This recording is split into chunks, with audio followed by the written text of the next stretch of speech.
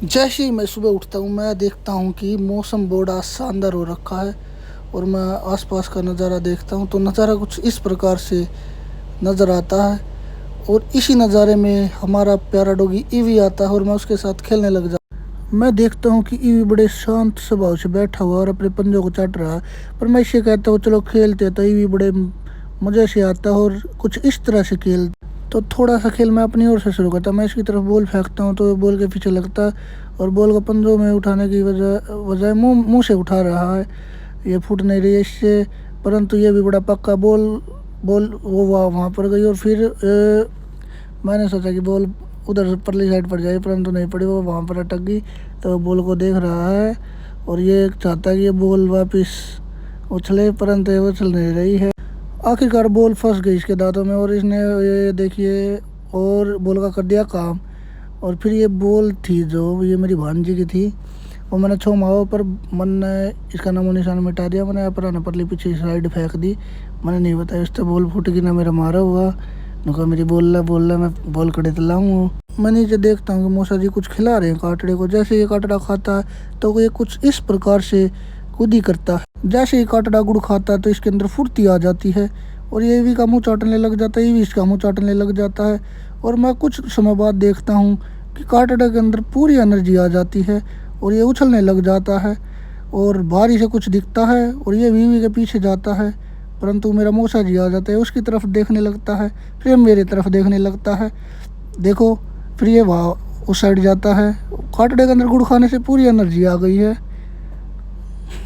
जैसे ही मैं बाहर निकलता हूँ मैं देखता हूँ कि ऋतिक इसका को लेने के लिए स्कूल जा रहा है, परंतु मैं उसे रोकता हूँ। मैं कहता हूँ मैं भी तुम्हारे साथ चलूँगा। वैसे ही एक्टिवा रोक लेता है और मैं बैठ जाता हूँ क्योंकि मुझे कंटेंट चाहिए था, तो मैं इसके पीछे जैसे ही मैं इसके पीछे बैठता हूँ तो ये अपनी पूरी कलाकारी दिखाते हैं, मेरे को डराने के लिए पूरी स्पीड से बजाता है। परंतु मैं खतरनाक खिलाड़ी हूँ, मैं नहीं डरता हूँ और मैं इसके पीछे आराम से बैठ के अपनी वीडियो एडिटिंग मतलब वीडियो की शूटिंग कर रहा हूँ।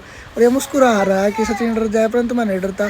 फिर ये एक शानदार कट मारता है यहाँ से कि नाम सचिन डर जाए, परंतु मैं नहीं डरता हूँ। फिर भी मैं पीछे बैठे रहता हूँ। मैं देखता हूँ सामने एक बड़ा शानदार सा घर है, परंतु हम वहाँ से टर्न लेते हैं। मैं सोचता हूँ कि वो आगे स्कूल होगा, परंतु स्कूल नहीं होता। इसका का स्कूल बहुत आगे। जैसे हम जाते हैं तो ये स्पीड और बढ़ा देता है। आगे बच्चे परली साइड चले गए और ये बहुत तेज़ बजा रहा है। आगे से मैंने देखा कि एक ट्रैक्टर आ रहा है, रास्ता बिल्कुल यही था, परंतु ये भी बड़ा कलाकार था। ये ट्रैक्टर के साइड में से निकाल देता ज़रा सी जगह में, क्योंकि पक्का खिलाड़ी है। तो मेरे को लगा कि ये रोक देगा, परंतु ये यहाँ से निकाल देता है और सर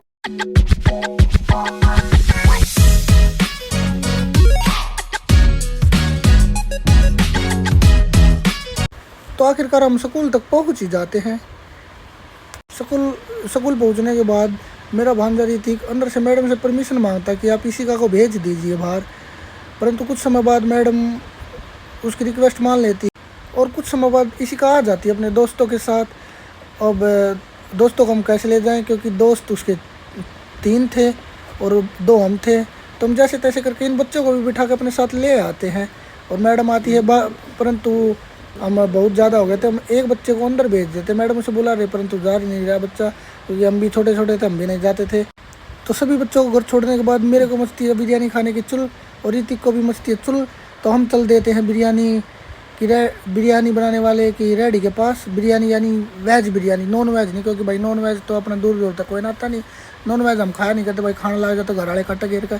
तो हम देखते हैं कि वो वहाँ यहाँ पर नहीं है, लेकिन हम दूसरी जगह चल देते हैं। मैं देखता हूँ कि सामने 2 नहरें हैं, परंतु ये कैसी नहरें है, इनमें तो गंदा पानी और ये बिल्कुल सूखी पड़ी हुई। परंतु मैं इन नहरों को देख कर अपना टाइम पास कर लेता हूँ। लेकिन हम देखते हैं कि बाहर एक रेडी वाला है, परंतु हमें निराशा मिलती है, क्योंकि वह है रेडी वाला बिरयानी वाला नहीं बल्कि चाट वाला होता है। परंतु हमारी वह भी हेल्प करता है, क्योंकि हम उससे आखिरकार चाट वाला हमें बिरयानी वाले का रास्ता बता देता, तो हम उस रास्ते की ओर चल देते हैं। और मैं देखता हूँ कि पास में बहुत सारी बिल्डिंग बनी हुई है। तो मैं मेरे भांजे से पूछता हूँ ये क्या है, तो वो बताता है कि ये घर नहीं, बिल्डिंग नहीं, मतलब ये फैक्ट्री है जहाँ पर चप्पल बनती हैं। तो बहुत सारी मेहनत करने के बाद हम बिरयानी वाले के पास पूछ जाते हैं। इस बिरयानी वाले का नाम दिनेश वेज बिरयानी था। शक्ल से सब मुझे ये महेश लग रहा था, परंतु नाम था दिनेश वेज बिरयानी, क्योंकि भाई मैंने जैसा पहले बताया था कि हम नॉन वेज नहीं खाते, हम वेज खाते हैं। तो इसीलिए हम आ गए वेज बिरयानी वाले के पास। तो हमने कहा 3 प्लेट बना दे भाई, तो 3 प्लेट तैयार कर देता है। मैंने आपको नहीं बताया था कि इसी का भी हमारे साथ आ गया, क्योंकि ये भी कहती है मामा मैं भी चलूँगी आपके साथ, क्योंकि मुझे भी बिरयानी खानी है बिना चटनी वाली। तो हम इसे अपने साथ ले आते हैं। तो यहाँ पर एक मैच थी, तो यहाँ पर ये बैठ जाती है। तो मैं कुछ अपनी भांजी के सिनेमैटिक शॉट लेता हूँ जो कि बड़े शानदार आ रहे हैं। तो हमने बिरयानी वाले से 3 प्लेट कही थी, परंतु हमारा मूड बदल गया, तो हम 5 प्लेट तैयार करवा लेते हैं, 4 चटनी वाली और 1 बिना चटनी वाली, क्योंकि बिना चटनी वाली खाएगी मेरी भांजी। तो इसलिए हम 5 करवा लेते हैं। बड़ी वाली मैं और रीति खाएंगे, छोटी वाली मेरी मौसी खाएगी और 1 खाएगी इसी का, जो कि बाद में बच जाएगी तो उसे मैं खा लूँगा। तो हम बिरयानी लेकर वहाँ से चल देते हैं। थोड़े समय बाद हम अपनी दुकान पर पहुँच जाते हैं। जैसे हम दुकान में उतरते हैं तो इसी का अपने बड़े पापा को डराने लग जाती है भूत बन के, और जैसे ही इसके बड़े पापा इसको देखते हैं तो बड़े खुश हो जाते हैं और इसको गले से लगा लेते हैं। आशा करता हूँ कि आपको आज का व्लॉग अच्छा लगा होगा। ऐसे ही वीडियो देखने के लिए हमारे चैनल को सब्सक्राइब करें, शेयर करें, लाइक करें। धन्यवाद दोस्तों।